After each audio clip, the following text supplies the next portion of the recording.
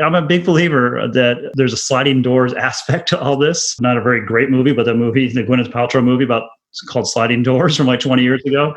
And the whole story is, the premise that she runs onto the underground in the tube in London, I think, and she makes one train and her life goes one way. And in the next scene, she actually is running for the same train. The doors close. And so her life goes a totally different way because she did or did not catch that train. And I sort of feel like we just have these weird little happenstances. You get the right phone call, the right things happen. And if you're not willing to kind of open those doors or step through those doors when that opportunity arises, you'll never really know.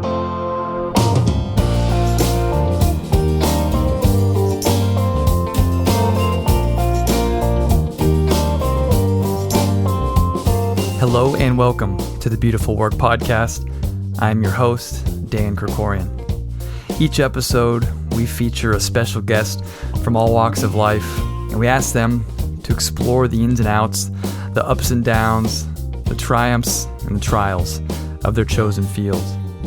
Writers, musicians, coaches, business owners, athletes, and everything in between. We peel back the curtain to hear their stories, to walk their paths, to find out how they breathe life into their beautiful work.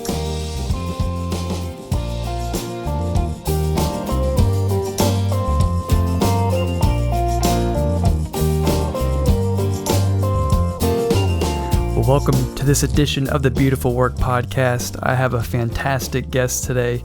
John Branch is an author and a writer at the New York Times and has done so much with his career, and I can't wait to get to his conversation in just 1 second. Before we do, if you haven't already, if you could please subscribe to the podcast on either Apple Podcasts, Spotify, Stitcher, or wherever you happen to be listening, and pass it along. It really does help the podcast continue to grow, and the podcast has been growing steadily with like-minded people like yourself who love this sort of deep dive interview format where we really get into the nuts and bolts of what people do. And so if you'd be so kind as to pass this along, share it, like it, comment, it really does help out with things going forward. A couple of quick announcements. I have a new record coming out in just a couple of months. Have not announced the actual date yet, but I am a musician as well, and so my 6th record will be coming out shortly. So you can check out our website, dankrikorian.com, for all the latest news on the music front. Everything that you hear in today's episode are the instrumental versions of different songs throughout the years.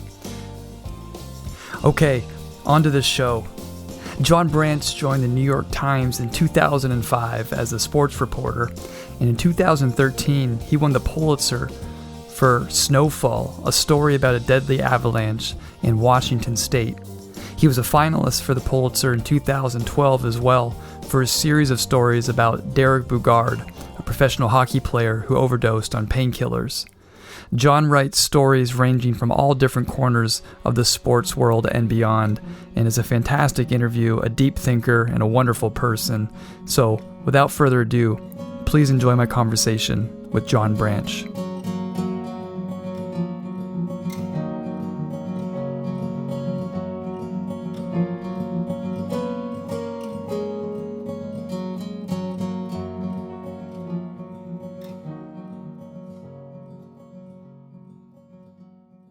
You and I were talking a little bit before we got started here about all sorts of intersecting interests that we have, and one of the things is music. That you haven't written a whole lot about music. Is that something that you ever have a inkling to dip your toes into, some sort of music writing career? I would love to. I don't know how that would happen. I'm not a musician, but I have a love of music. I listen to a lot of music. It's funny, people ask me about like athletes and who I'm kind of starstruck by or anything, and I always say, no, it's musicians. Musicians are the ones that I would trade places with. They're the ones that I can't get over their talent. I could see being a great basketball player. Somehow that's sort of within the realm of possibilities, but writing a great song or being able to perform in front of people is a talent I just can't conceive, and I have a ton of respect for that. Well, you mentioned some people that you listen to, John Prines and people like that who sadly passed away a few months ago as we're recording this. Are there any other big fans or people that you listen to that if we opened your Spotify right now, we'd Well, find? it's funny. My Spotify has sort of done by genre, and one of them I named probably 7 years ago. I called Folksy, and it's kind of Americana. I think Okay. it started out with a lot of Avett Brothers, and I keep kind of building up on that. Drive-by truckers. I kind of get mellower the older I get, but Okay. I like the new sort of wave of Americana. Yeah. Gosh, the Abbott Brothers are one of my favorites, and then from there you can kind of like find all the different veins of modern Americana music. One of my all-time favorite writers, I say writers because I think he's such a great songwriter, is a guy by the name of Josh Ritter. Um, Josh Ritter is a favorite writer of Stephen King. I know has talked about how much he loves him, so he's a favorite of mine. He's a great storyteller. Yes. One of my other Spotify lists is called Road Trip, and a couple of Josh Ritter tunes are on that. It's got a bunch of old school stuff like Bad Bad Leroy Brown and American Pie, kind of sing along sorts of things in the car when my kids were growing up. But Josh Ritter and the Mummy song. Oh yeah, yep. That's a great one. Oh, gosh, I mean he's got so many great ones, but what a great story where he falls in love with the mummy and then the mummy comes to life. Temptation of Adam is one of my favorite songs of all time that he's done. So, well, good. Well, I'm glad we see eye to eye on I think that we front. agree on these things. One of the things I'm always interested in asking people that are at a level that you're at, where you're such a fantastic writer. You've done so much with your career. Specifically, you've done so much in the sports realm, and you've covered cowboys and skiers and hockey enforcers and referees and speed skaters and dog sledders. I mean, all across the map. Of all the people that you've covered, of all the industries that you've covered, kind of on the edges of sport, are there any that you would have loved in another life to have done that as a career? Wow, interesting. It's funny because I live vicariously through most of the people I write about. I've covered, for example, quite a bit of climbing, written quite a few climbing stories, but I'm not a climber. Sometimes people will say, how do you know, why are you writing about this? Or how can you write about this if you don't know it? And I always say, well, I covered football for a long time, but I never played pro football either. But I don't know if I could ever make a career out of climbing. I'm kind of scared of heights, frankly. But I do have a ton of respect for climbers. And it's one of my favorite genres to cover, partly because of the people.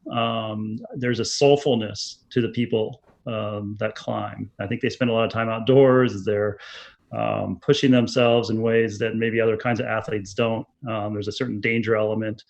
But I think they're very, very thoughtful people as a group. And so if there's a climbing story to be done, I will jump on it simply because I think it's an interesting exercise and conversation. And when you say climbing, you're talking about like mountain climbers. Mountain climbers, rock climbers. Yeah, exactly. There was a great documentary, the Free Solo one. I don't know if you watched that one. I did watch it, yeah. And so I know those people. I know Alex Honnold. Okay.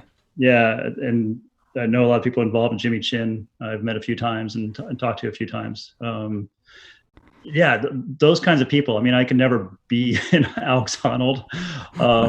I could never be any of these people. I'm the type where I've had chances to do some climbing with some people for stories, and I've said that's about far enough. Or are we 7 feet off the ground? That's pretty much high enough for me.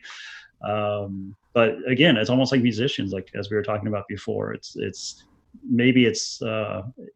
Maybe it's alluring to me because I just can't wrap my head around doing it myself. Sure. Yeah, that Free Solo documentary, watching with clenched fists and clenched teeth the whole time. It's unbelievable what they do. Yeah. It's, and Alex Honnold's a rare beast. I think he's one of the most original people I've had the pleasure of spending some time with. I can imagine. I can definitely imagine. One of the questions as well that I'm interested in with someone like yourself that covers sports so well and the industry and kind of the shadow or the stories that people don't hear about as much. Are you able to go to a game, say go to a Niners game, you're up in the Bay Area, or go watch the Warriors play, and can you just enjoy it for what it's worth? Or is your brain always on and you're always working on an angle or a story? Yeah, that's a great question. And I tell college students this a lot, because a lot of college students like me get into this business because they're big sports fans. And I Uh-huh. think one thing they don't recognize when they first get into it is your allegiances will just disappear very shortly. You start to realize that all these teams are kind of the same for the most part. Going back a lot of years, Jerry Seinfeld used to have a riff about how we're all just rooting for laundry. And there is a lot of truth to that. When I was coming up as a sports writer, I worked in Denver, and people at the time, hated the Raiders. They loved the Broncos. And then you go spend time writing stories about the Raiders, and you're like, these guys are actually pretty cool too. I certainly recognize that a big part of sports is kind of an us versus them mentality. Yeah. But as a sports writer, you realize, I think, when you get behind the scenes, that you're really just truly rooting for laundry. And so now when I go to games, my only rooting interest is very selfish. What's the story going to be? I'm just rooting for the best story, and I hope it happens quickly before deadline. And can you watch the game? Like, can you enjoy the game? Or are you kind of locked in on what's the manager doing? What's the crowd like? What's going on outside? Yeah, it's funny because I don't cover as many games as I used to, for sure. Okay. And when I watch games, I often am looking at my watch thinking, oh, my poor friends in the press box right now. This thing is going to go to overtime. And I could just sort of picture what it used to be like, and it's still like for me on rare occasions, dealing with the deadlines.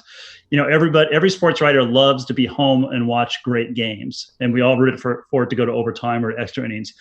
Every writer in the press box wants the game to be 35-0 at halftime, so that they can start writing their stories and be done. That makes complete sense. I'm always interested in that because, outside of doing this and coaching, so on two fronts for me. One, when I go watch a game, I enjoy just the sport of it. I love to see the strategy coaches are going through, whatnot. I just want to see a really good game. When I go watch a concert as a musician, sometimes like my wife will say like, are you enjoying this? Because I'm not the guy that's like swaying and clapping, and I'm kind of like focused, and I love to watch like what's the chord progression they're playing, what are the band members doing, because that's what I do, and so I am enjoying it. It's just a different way of enjoying the show. Yeah. Yeah, I think as a sports writer, you do enjoy it in different ways, and you do maybe look at it a little bit differently. But it is kind of nice to be able to sort of detach yourself from any rooting interest, Yeah. and just watch it for the spectacle that it is. Or when you see a great play, even if it's for the visiting team, say, kind of go, my God, that was a fantastic play. How did you do that? As opposed to what have you just done to my favorite team? Right. No, I cheer big plays. I love it. Like we've mentioned, you've written so many different types of stories on so many different angles. Who are some of the people that you looked at as mentors from a storytelling standpoint, or sports writers that, growing up, you thought, wow, that's a great way to write a story? Yeah, that's a good question. I did not grow up the way a lot of perhaps my colleagues did, really deeply entrenched in journalism or in writing. I was late to this business. And so it was never really part of my childhood or even my college experience. I didn't start my journalism career till I was almost 30. But I was a huge carnivore of newspapers and magazine writing, especially in sports. So I grew up with Sports Illustrated. I'm old enough to remember Sport Magazine. And certainly when I was growing up, I would read over the breakfast table every box score. I had lived in California, and I moved to Colorado when I was a kid. And in the mornings, I would go look at the standings, and all the West Coast games were always too late for the newspaper. And I'm old enough that this is like before Sports Center and stuff. So I had like, did the Dodgers win? I have no idea. You almost had to wait like 36 hours to find out if your team won. That wasn't, I feel like I'm rambling away from your question. It's okay. So I didn't really have any great mentors, I guess, that way. Certainly when I got into this business, I wanted to be a sports columnist. And so I was a fan of a lot of different columnists who are still around. Everybody read Rick Riley back in the day. Yeah. Steve Rushin at Sports Illustrated. I just read something from his last night, a new piece in Sports Illustrated, who's hilarious and really writes sentences that I could never imagine writing. But there were a lot of newspaper columnists that I wanted to emulate. But really, my mentors, more than writers, have been my editors. People who took a chance on me and kind of let me be, and helped me grow in ways that, just looking at other writers didn't. I feel I am the luckiest guy in the world when it comes to serendipity with my career, and I've had the great fortune of working for editors who have taken a chance on me when they probably shouldn't have taken a chance on me, and then allowed me to do things and encouraged me to do things. I will say if there's mentors now, there are people at the New York Times. I mean, there are a lot of writers there that I look at and just think, man, they're good. They're friends of mine, which is great. But people like Sarah Lyle and Dan Barry, certain bylines that I will go out of my way to read and make sure I don't miss, no matter what the subject is. And what is it about them that draws you to their type of writing? Is it just how well they write, or is it their reporting, or is it the stories that they write? What is it, I guess, specifically? Yeah, I think it's usually the sentences they craft, at sort of a micro level. Uh-huh. I think when I write, I write in a sort of a plain spoken way, and I have a great admiration for people who can create sentences that make me go, oh, that's good. Oh, that's good. Yeah, and it's probably not that much different than being a songwriter. Maybe I'm just a plain old folksy songwriter, and every once in a while you get somebody you're like, wow, I could not have come up with that. Well, we spoke about Josh Ritter, we spoke about John Prine, but sometimes those guys write things that are so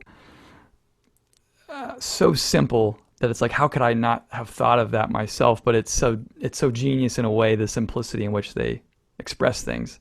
Right. And they're storytellers. So it's not just a micro way. It's not just a turn of a phrase, but it's also then how does it fit in the entire song?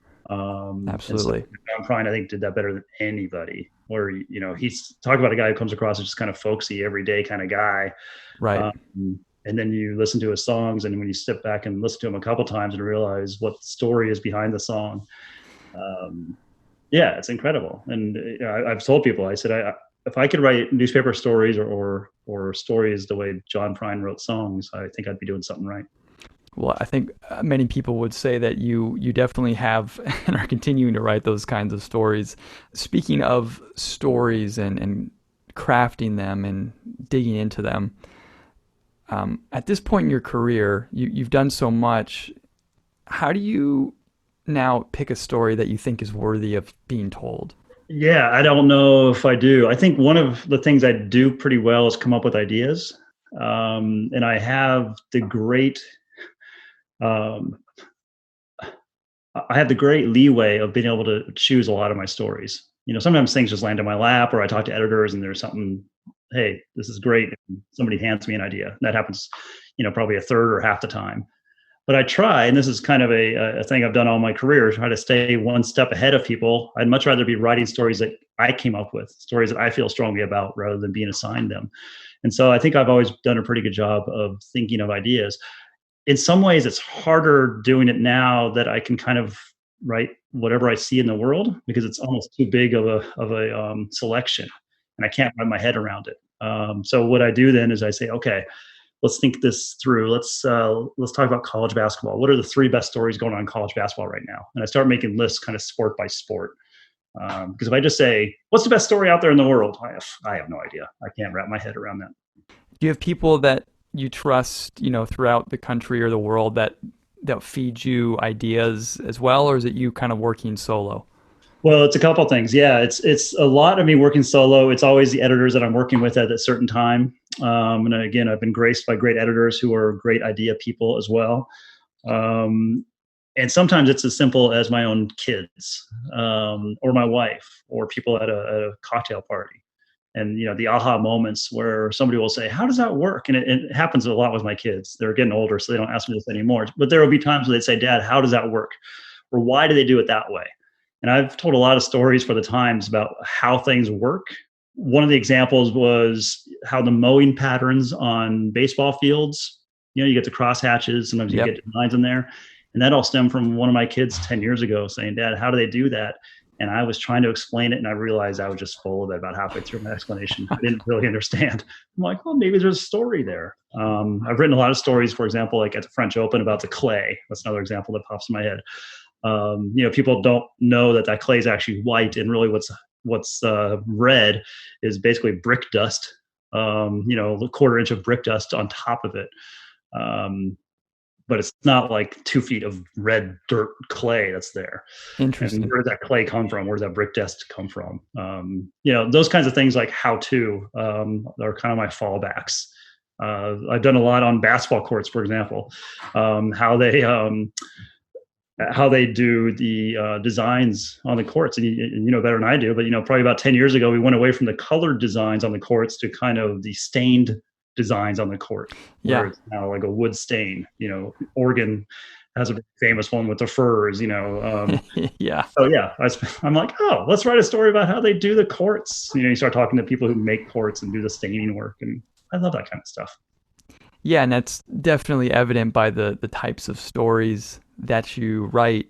Have you found a difference because you've also written some stories on big time people, Kobe Bryant stories, Steve Kerr, you've done stuff on.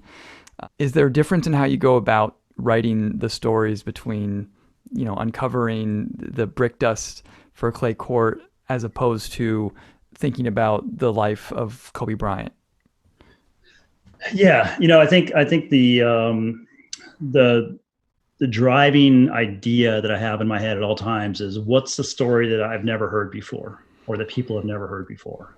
I want to write something that you've never heard before. And in the sports world, that can be really tricky, because sports, as much as any facet of our society, is something where we have repetition and tradition, and we know the seasons. I could tell you 6 months from now, at least in a normal year, who's going to play who. A lot of it's structured. And so the stories all start to feel the same year to year. It's time to write that story again. It's time to write this story again. Oh, now we're going to write this story. Draft is coming up. Let's write those stories. And my goal has always been like, I'm going to write something that you've never thought of before. So those times that I do write about famous people, I'm really trying to write about something that you've never heard. If you're going to write the 180th story about LeBron James, it better be something different than the first 179. But you will notice, not to give away my secrets, but I tend to dabble more and more in the corners of the sports world. And I think that's because I want to write stories that have not been told yet. And it's obviously easier to do that with people that maybe people have never heard of. Now there's a little bit of risk and reward in that.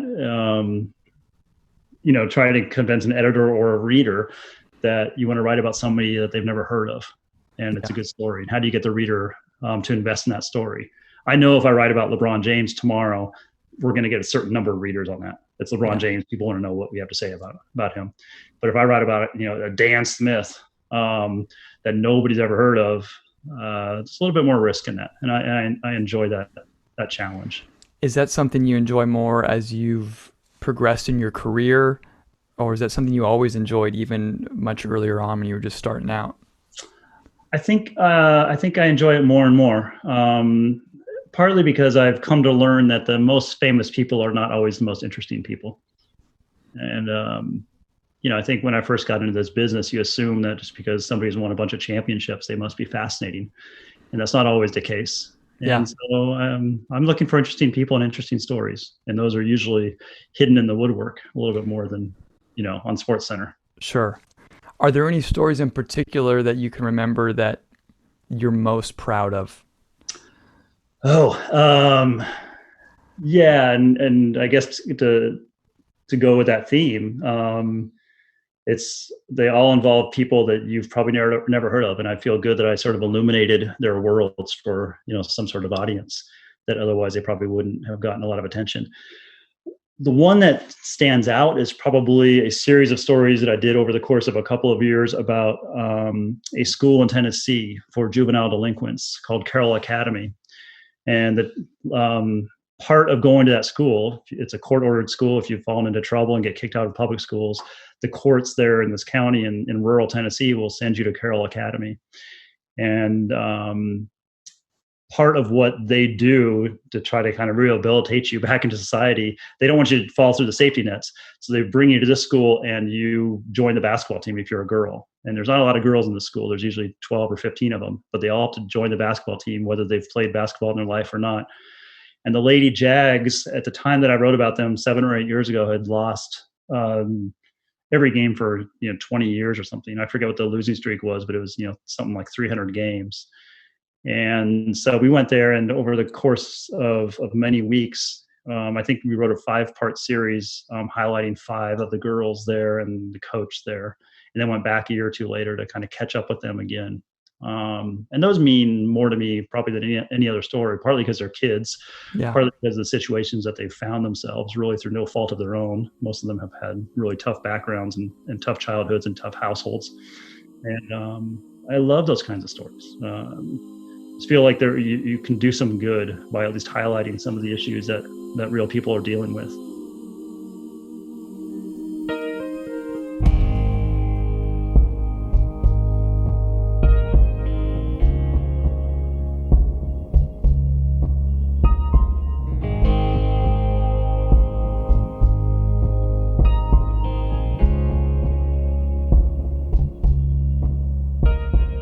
The great author Stephen King once wrote, "Let's get one thing clear right now, shall we? There is no idea dump, no story central, no island of the buried bestsellers. Good story ideas seem to come quite literally from nowhere, sailing at you right out of the empty sky. 2 previously unrelated ideas come together and make something new under the sun. Your job isn't to find these ideas, but to recognize them when they show up." John Branch has built a career recognizing and telling the stories of people and events hiding in the far reaches of sports and culture. Deadly avalanches, desolate rodeos, hockey goons, mountain climbers, referees, speed skaters, and the list goes on. Tales of great loss, of unexpected victories, the triumph and beauty of the human spirit. As Americans, we love the stories of the big stars, the bright lights. In the age of social media and the 280-character tweet, we yearn for constant and quick access to the rich and famous. If most of our daily media intake is a cheap beer in the fridge, a John Branch story is the finely aged bourbon waiting patiently on the shelf in all its depth and complexity. And though John is a Pulitzer Prize winning writer, his willingness to listen closely to the people who are not easily heard have helped him give voice to a lifetime of beautiful and sometimes tragic stories aching to be told. As the old saying goes, learn to listen. Opportunity sometimes knocks very softly.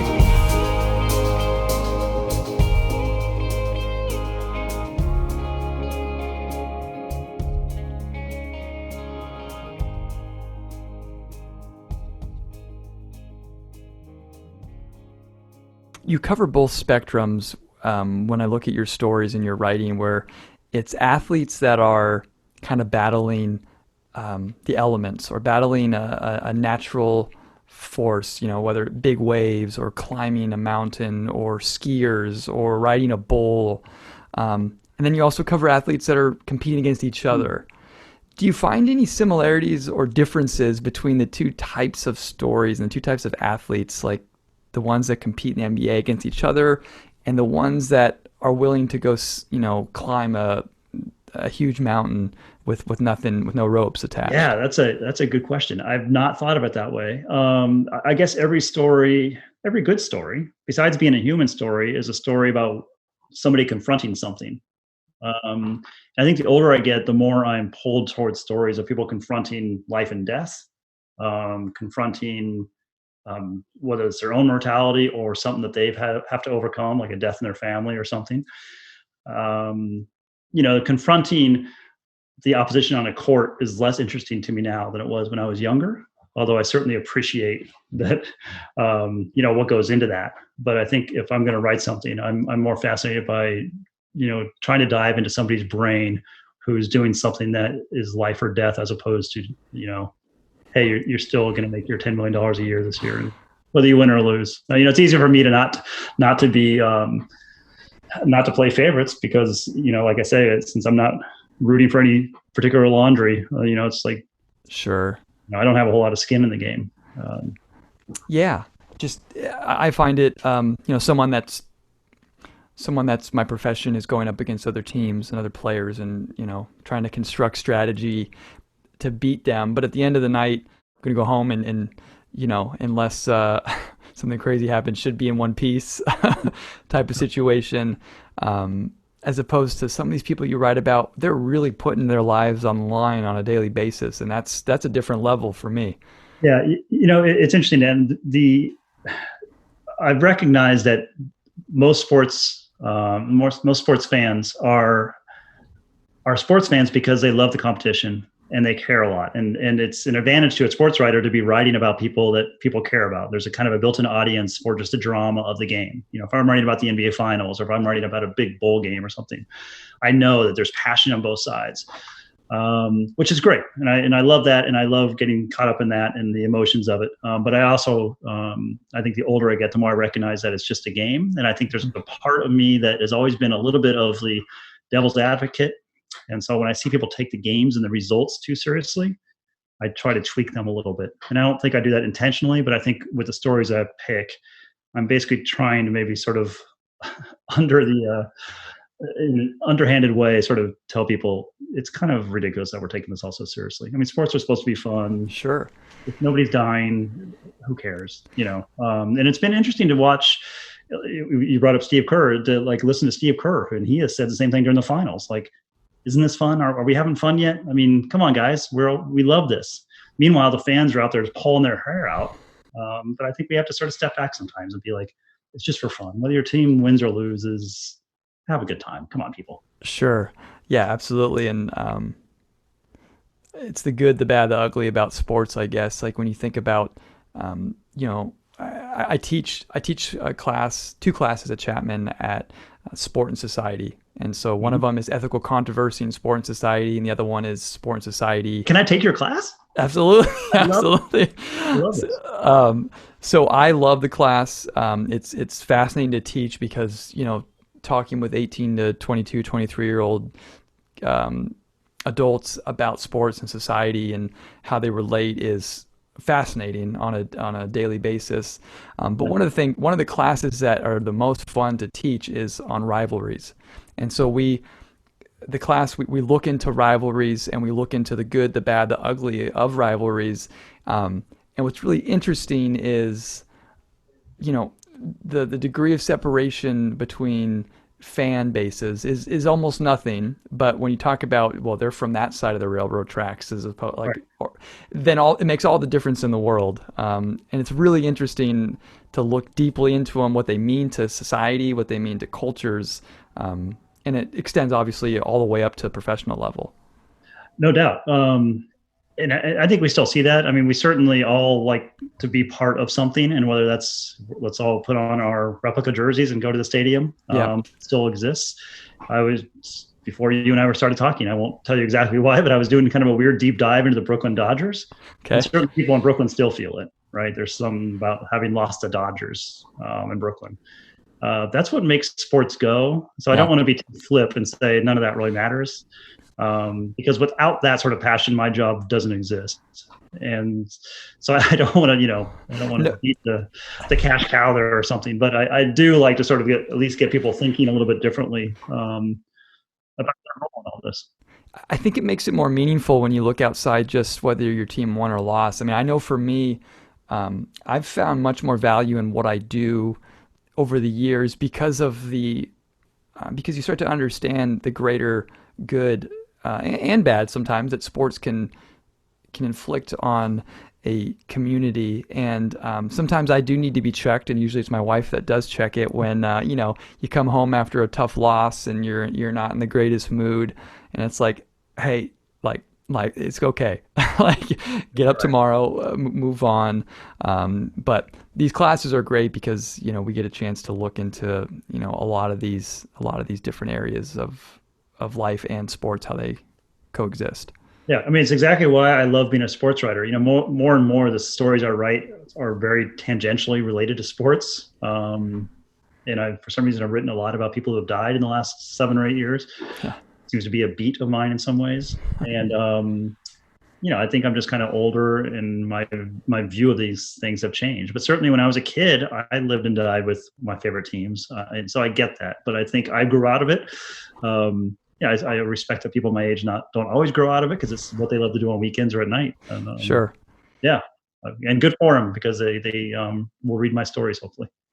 Did your outlook as a writer change when you got married and started having a family? I think probably when I had a family, because my kids sort of changed my perspective. I think priorities in your life change. And so it altered the way I see things. I think maybe one of the reasons why I wrote about like that Carroll Academy and Lady Jaguars is I think as a parent seeing that. Yeah. When I wrote about Derek Bogard, who was the hockey enforcer who died at 28, the way his parents talked about him as a kid had parallels to the way I think about my own son. When I wrote Snowfall about a deadly avalanche, probably the toughest interview I did was with a woman whose husband died in the avalanche, and she had 2 daughters who were about the ages of my 2 kids, saying, he was supposed to come home that day. And I thought, this is my wife talking if this happens to me.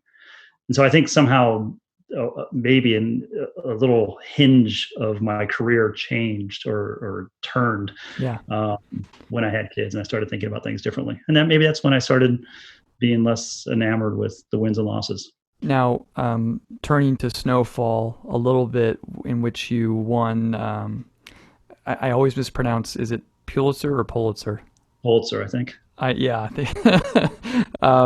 But you won it in 2013. Is that correct?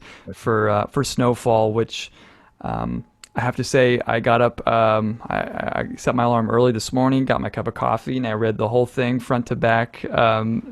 Just in a day. It's amazing. Yes. So amazing what a good cup of coffee will do in the morning.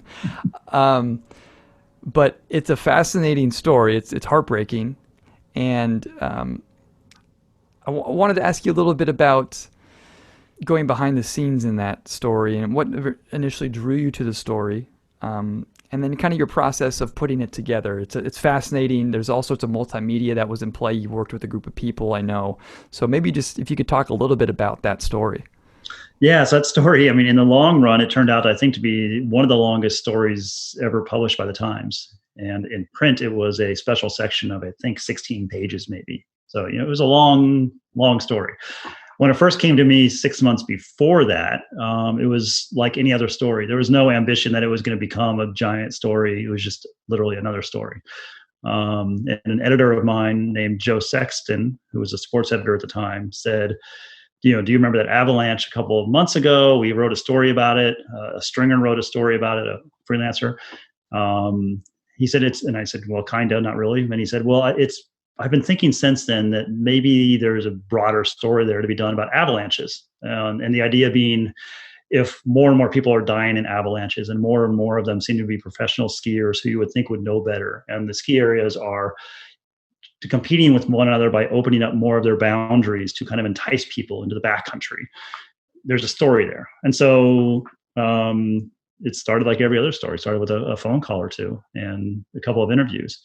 And it just kind of grew and grew and grew. And about halfway through the reporting of that story, I had a ton of interviews done and a ton of material. And the story ends up, really being focused on one single avalanche, not really avalanches, but one very harrowing, deadly avalanche. And about halfway through that story, I handed over a lot of my notes to my editors, basically to show them that I had been very busy. I don't normally hand over my notes mid-story. In fact, I've never done that before. I'm not sure I've done it since. But I wanted to prove that I was busy on this. And they then turned it over to some of our graphics people. and said, "Hey, John's working on this big thing. Are you guys interested in diving into it a little bit and helping us out with some of the multimedia?" And that was kind of the serendipitous turn of the whole thing, where then it became what I think a lot of people now in journalism classes now consider Snowfall, which is this big multimedia presentation wrapped around a 17,000 word story. Writing that story and getting to know some of the people involved, what was that process like? Yeah, so at the time that I started, I didn't know how many people were part of that team of people that went back there. It was kind of a loose group of people that were like, "Hey, we're going to go up to the back of the ski area this morning." And so people kind of congregated and came. Not everybody there knew each other. And so part of the trick was trying to logistically figure out what happened and minute by minute. And so using all the interviews and asking people really minute by minute, when did you get to the lift? Who were you riding the lift up with? What time was it? Oh, you got coffee. What kind of coffee did you get? Asking very precise questions. And then when the avalanche actually occurred, there were things like 911 calls. There was GoPro video. There were text messages. And getting those people to give me all that kind of information where I could build a timeline. And so we were able to really construct almost a minute by minute timeline of that entire morning, and then the avalanche and the rescue efforts. And so that story really is the classic newspaper TikTok, as we call it, sort of chronologically telling the story. It was tricky in that because I was coming at it 2 or 3 months after it actually happened. Most of the people there, I think, would be reluctant to talk about it. Several of them said, "Hey, that was 2 or 3 months ago. I'm trying to move on. Why do I want to rehash this?" And it wasn't really until I went to Seattle and met with a few people one-on-one to kind of walk me through it that I think the phone tree started working between all of them to say, "Okay, he's calling me too. What did he ask you? What's this all about?" And I think people realized we were taking this very seriously. We were not trying to make this happen for next Sunday. We were kind of in it for the long haul and wanted to tell it very deeply and tell it very accurately and honestly. And I think people eventually kind of said, "Yeah, I trust this person." And then there's no greater respect or burden perhaps on a journalist than having everybody's trust. It's wonderful. It's what we all aspire to. And I was fortunate enough that one by one, they trusted me with their story. And I'm pleased as all get out that we pieced it all together. Did you always know how you're going to end that story? And I say this because when I'm reading it, Yep. You could kind of feel the doom coming, as you're reading it. Did you know how you wanted it to wrap up and what you wanted to say as you got towards the end of this deadly story? I knew pretty quickly it was going to be chronological for the most part. Uh-huh. And so you kind of knew where it was going to end. And the question was exactly how does it end? And I'm sure if I went back and found a rough draft, you would find that I actually had it end with funerals instead.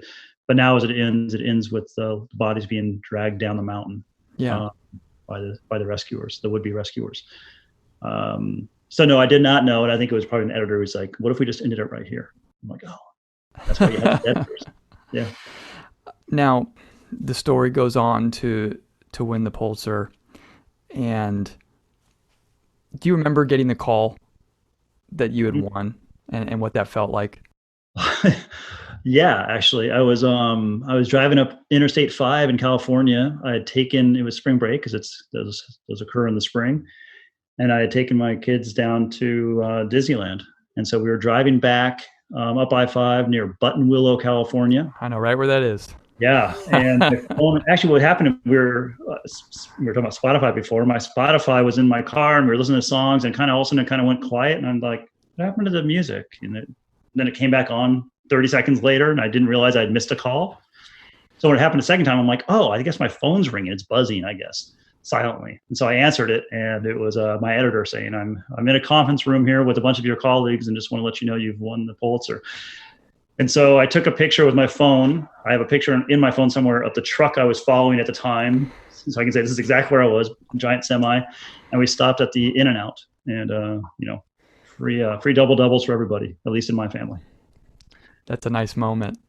A little surreal. I mean, certainly nobody gets into this profession thinking that's going to happen. or expecting that to happen. So I'm proud, and what makes me proud about it is the fact that the Times, it felt so collaborative. That whole story. It's nice that a sports writer was a recipient of the Pulitzer. It doesn't happen very often. Yeah. And, so I'm glad to represent both the Times, all the people who did a lot of that work that you saw in the multimedia, all the editors. I mean, I'm sort of the face of it, but it was a huge team thing, and I'm happy to sort of be, the lucky sports writer, one of the few lucky sports writers to have won that, because we don't always get the respect I think that we probably deserve. What, or is anything changed in your life since winning? No. Honestly, no. I can't think of anything, although, as everybody says to me, it'll be the first line of my obituary. I'm not sure they'll still write obituaries. Hopefully there'll still be newspapers and there'll be obituaries. But the only thing I could think of is that it'll probably make it into my obituary. But on a day-to-day basis, no. I'm not giving it back, but I can't say it's changed me. I think it's changed the way people think of me. It's changed the way strangers see me, probably. And there have been times where I've been, trying to work on a story or working on a story, and somebody will call me back and say, "Hey, I see you won the Pulitzer." They'll Google me or something. So I think it changes the way people think of me who don't know me. But my friends and family are like, "It's the same old ball." I mean, I don't think it's changed me. And I'll start kind of rounding third here in the interview. I know I don't want to take up too much of your evening, but this is fascinating. I'm really enjoying talking to you. Thank you. Interviewing over the years, what are some things that you've learned about becoming a better interviewer, whether it's just approaching people for the first time or when you really sit down and try to dive deep? Are there certain, I don't know what they call it, tricks of the trade, or just things that you've felt like you've gotten better at as you've gone farther in your career? Well, you wouldn't know it from this interview. The way I'm talking is you have to learn to be a better listener. Here I am just blabbing. Well, this is about you, though. So this is yeah. You should be doing this. This is what happens when you interview journalists. We never get to talk, and so suddenly somebody's like, "What? Do you care about me?" The tides have turned. So interviewing, I think what I've learned, especially with some of the trickier or the stories that I've worked on that have entailed really sad situations. I think I've learned really just you have to be yourself and be honest up front. I'm pretty confident when I interview in that I will tell people, I'm going to be honest with you here. We don't know where the story is going to go. I remember I've said this to several people. We're just picking up rocks and looking under them. I can't promise you, that you're going to be glad you talked to me. I realize this could be very difficult. You may look at the story and not like it. I'm not writing the story for you. I'm not a PR firm here. I'm just trying to figure out what the story is, and I want to tell it as accurately and as fairly and as deeply as possible. And those are really the only things I can promise. And I recognize that fairness is subjective, but I will do my best that you will believe that it's fair, and you will believe it's accurate, because we'll make sure it's accurate. And that's really all I can promise. And I think people appreciate that reporters are basically willing to be honest that way. Being a reporter these days carries a little bit of baggage in terms of what the reputation is. When I go to places and say I'm from the New York Times, especially if I'm going, say, to a small town, they might have a certain image of who I am or what the New York Times is all about. And in a weird way, I'm putting a face on the New York Times and on journalism more broadly, not in a dissimilar way that I'm trying to put a face on their story. If I can humanize this whole process for them and have them walk away going, that guy seems like a decent guy.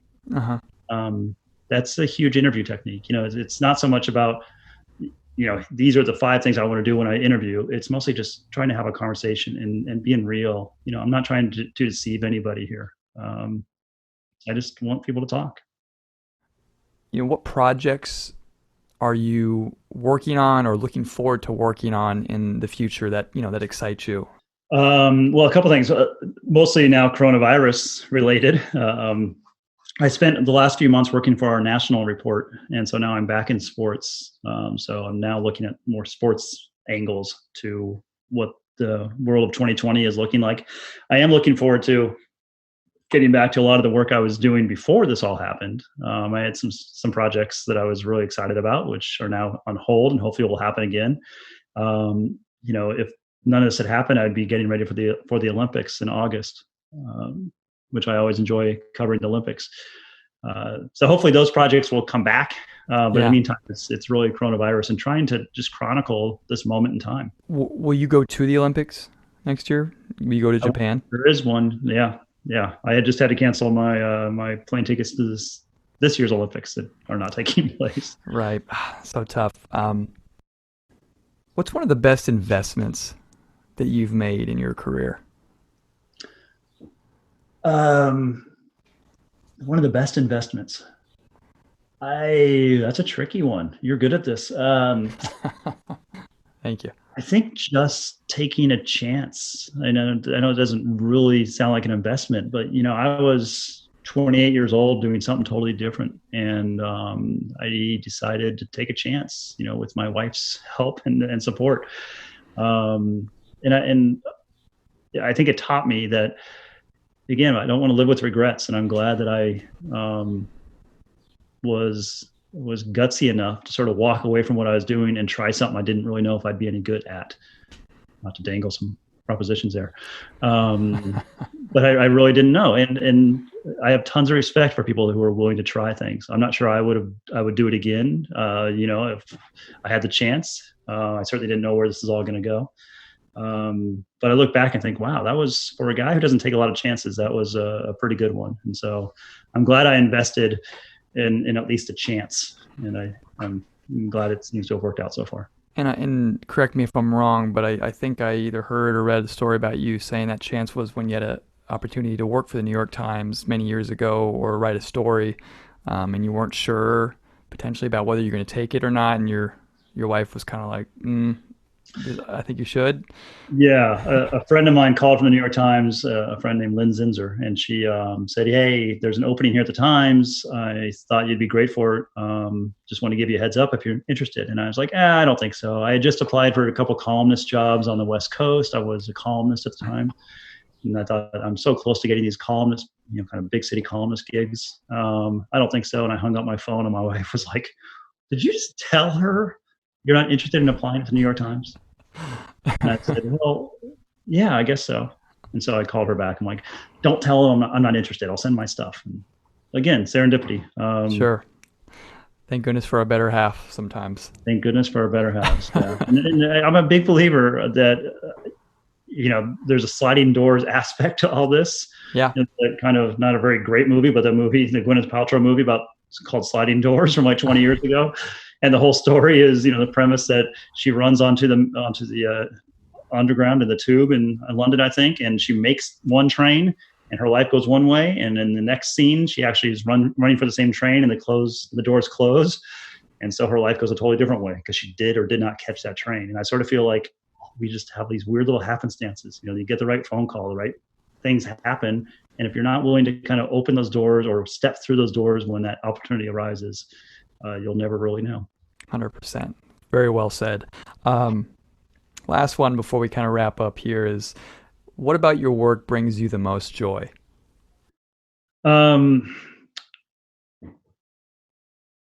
think it's telling a story or having told a story that otherwise would not have been told. If I don't write the next story about LeBron James, nobody's going to miss it. But if I can tell a story that nobody was expecting and that they're glad that they read, that brings me the most joy. Yeah, and that's on your Twitter. You try to write stories you didn't know you wanted to read, which wraps up what you just said very nicely. Yeah, that's kind of my mantra. Like I said before, I think it's a little bit of a trick to try to convince people that they should start reading the story about something they've never heard of or about a subject they don't care about. They don't think they care about. I'm a big fan of the New Yorker, for example, and I'll just read it front to back. And I'll be sitting there halfway through a New Yorker story, 30 minutes in, going, I had no idea I wanted to read about beekeeping. Here I am reading about beekeeping. Um, that's the greatest compliment, right? I can get away with writing about beekeeping, and people will read it and be like, "I'm glad I read that story." That's what I'm going at.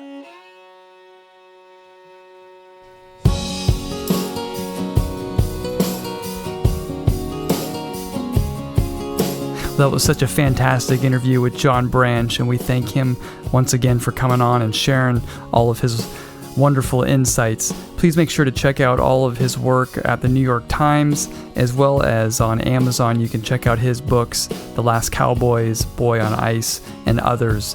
To follow along on the podcast, please make sure to subscribe on Apple iTunes, Stitcher, or Spotify. And until next time, whatever you're doing, wherever you are, keep making that beautiful work. See you soon.